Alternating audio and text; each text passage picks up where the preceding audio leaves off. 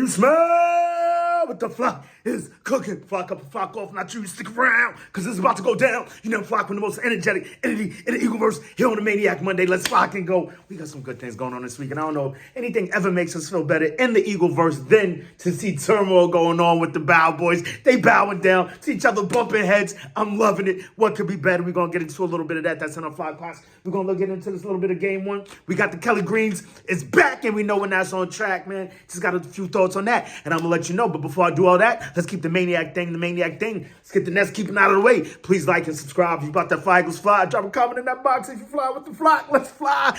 Do remember, join that Maniac thing. Note again, you hit that bell, you get a bang whenever I'm on this YouTube thing. Let's fly. And while that's the Maniac thing, let's keep the main thing the main thing. Hope this video found you in good vibes. Fly, go fly skies. If you're not there, I hope this helps you get there because we're about to go there. Oh, yeah. Let's flock and go. Bro, so yeah, I don't know if you heard, but over the weekend, it just came up on the Insiders. What is this? NFL Network. Just saw this come across the bottom. Dude, so you got Micah Parsons. Anyway, let's did I do it? Do we got everything out there? Yeah, dude, I had to hop on for this therapy. Because, sometimes you can be down, but sometimes you can be too high. You can be too happy. So I need to come here even for times like this because this is fucking hilarious. Malik Hooker. Member of the Cowboys, Dallas Cowboys, whatever we call it. Sometimes I forget, man. I don't even know what they're doing in the NFC East, bro. They're in the West, bro. They got to ride with the Niners. Get the flock over there. But that's outside this. It's got nothing to do with this. Just another one of my gripes, right?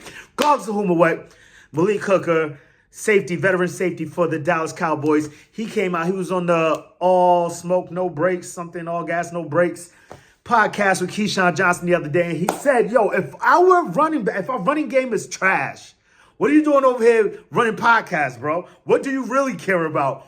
Woo! I love it, yo, bro. It's like these people know each other, but they can't help it because this is what the Cowboys do. They like to hop in front of cameras. They like to hop in front of on radio microphones and all kinds of things to get their point across instead of keeping it in the damn locker room like our organization does. But even when we do it, you got stupid people on the radio saying things that we're doing that we ain't really doing, like it's just dumb. But see, I get sidetracked. Regardless of whom or what. Yeah, so, and that's those two guys on the damn defense. It's not even like that's on the other side of the ball because you've heard things that Micah Parsons has said is about the other side of the ball saying we did our job, they didn't do theirs. So there's always been a divide over there because it's all a me team. They're all about, they playing for the star. No, they play because they act like they got stars around their head and not that star on their head. And they all think they're stars because of the star that they got on their head and they act like stars and they're really not yet. Pick what I'm laying down? Yeah, I hope so because I'm going a little crazy my damn self. Sorry for me to keep up with me. Regardless though, I'm loving it. So Micah clapped back. He said, listen, I wish you would have came to me and said that instead of going on to some podcast to say it, which is kind of ironic to me that you're telling another guy that instead of going on a podcast, which is you got instead. But I get it. Real talk, I'm saying, all jokes aside, I get it. But hey, this is the bed you guys have made. And I just can't. I'm loving it. But yeah, man, that's something outside the nest, man. Let's get back inside the nest. The dope thing is we found out when we're going to be wearing these Kelly Green jerseys. We're rocking them on against the Jaguars and we're rocking them against the Cowboys. Against the Cowboys, that's pretty dope. As far as the AFC, I imagine that they're doing the NFC team thing and the AFC team thing. Last year we did it with the Bills. No, we did. Wait, what? Both games was against the AFC, if I recall correctly. Okay, well, at least this year we got an NFC team and that an NFC East team. So that's going to look super dope classic. I thought I saw it earlier today, but it was the Jets playing the Cowboys. When I replayed, they were just playing about the whole rundown with them and all that. And then the black jersey, I guess, because what I'm understanding is that we can wear these 3 times next season. Well, not actually these. This is the throwback, super duper throwbeezy. But you got the 3 games that you could rock your Kelly Greens. So, and then we also saw that they were going to be wearing the all black helmet also, which I have my own issues with that. But being black and black is still super dope. The helmet leaves a lot to be desired. But you know what I'm saying? The jersey I'm with. I wish the helmet, because dude, it looks, under the lights, it looks the same as the midnight green helmet. Regardless of what, but just an idea on that. Being that it's the black jerseys, and the only time we playing on Friday is game 1. We already got the whole green deal that they're talking over there with that, but both teams wearing green down in Brazil and all that. And it's damn near, like I said, from the jump. Like, it almost felt like it's a home game for them. The damn flag is green and yellow. That team wears green and yellow, but we're calling it a home game for us. Regardless, that neither here nor there. But being that it's a Friday, we got the black jerseys. Black Friday, go down to Brazil, start the season over to bang on Black Friday. Boom, boom, boom, boom, boom, boom. Yeah, I'm feeling that. I don't know, man. I'm feeling that. I'm really riding with that. Game one, let's do that. And yeah, that's just how I'm feeling today, man. Just had to get this off my chest, get this off my nest, man, real quick to let y'all know how I feel about these things going on in the Eagleverse. There was something else I wanted to get into, but clearly, we forgot to touch on that. Like, what's up with these notes, man? I don't even know what the fuck I'm writing over here. So we got that, but not to mention what? I believe we're only 22 days away from training camp.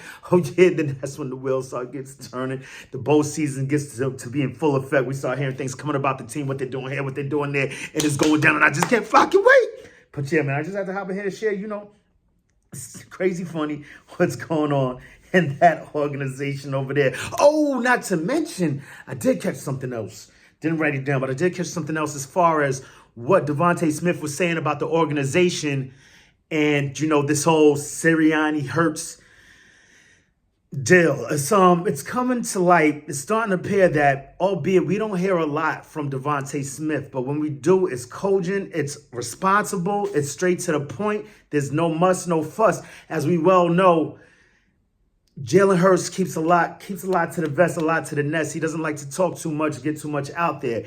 And I don't really believe that the team was so much upset with him and what he said about Sirianni. They were more so upset about what he didn't say. He's not a talker. We get that. So, and I don't think it's an anger to the point of like, damn, bro, like Jalen Hurts is never going to give you nothing, but sometimes less is more, especially in this case. In this case, it was more BS. So it was just, he got caught off guard with a question. He's not going to say too much, da-da-da-da-da. And then people are going to take like, oh, if he didn't say it, then that must mean he doesn't mean it. And we heard these guys with ringing endorsements across the board for Nick Sirianni last season during the exit interviews and things of that sort, So I don't know where the narrative came from. I know what it is. This time of year, you got to take something and you got to run with it. And they chose to clamp onto that, and they did. However, Devontae Smith was interviewed the other day, and saying that it was more so a thing of last season. It was a communication thing between the assistant coaches and Sirianni, and he believes that, at least in his estimation, he believes that Sirianni will come in here this time, and now he can see everything. So when they were having issues last season, being that he was focused on, I wouldn't say one thing, but just things not concerning the things that the players were concerned with, they didn't feel, to a certain extent, I guess, comfortable enough to approach him and say like, this happened, because then you feel low-key like you snitching or something like. But now that the coach is going to have a broader scope, broader responsibilities, it's going to be more of a team manager than just one side of the ball manager. I imagine it worked well with other coaches, being that you don't have your head coach all micromanage you and touching on everything. I guess he figured he could afford that responsibility to the coaches he had last year. Yet the problem was that they were a bit younger, a lot less experienced than the coaches that he had worked with in the past. At least this is how I'm seeing it. So with all that being said, now this year, at least Devontae Smith seems to believe that with not focusing on just one thing and focusing more on a macro deal and not a micro deal, that he can actually see what's going on, and if the players have issues, they'll be able to express these issues to him, being that he'll understand them and he'll see he would have seen them himself. Picking up when I'm laying down pen poles. I hope so. But yeah, man, it just sounds good. It sounds like, things are ironing out and things are going right. And it seems to be, I believe Slay says something along the lines also, just, like everything's all right in the Eagleverse. Everything's real. And, he's loving what's going on in that side of the locker room as far as Fangio goes. Fangio, he says, is going to keep everyone accountable. It doesn't care how much you're getting paid. He will bench your ass.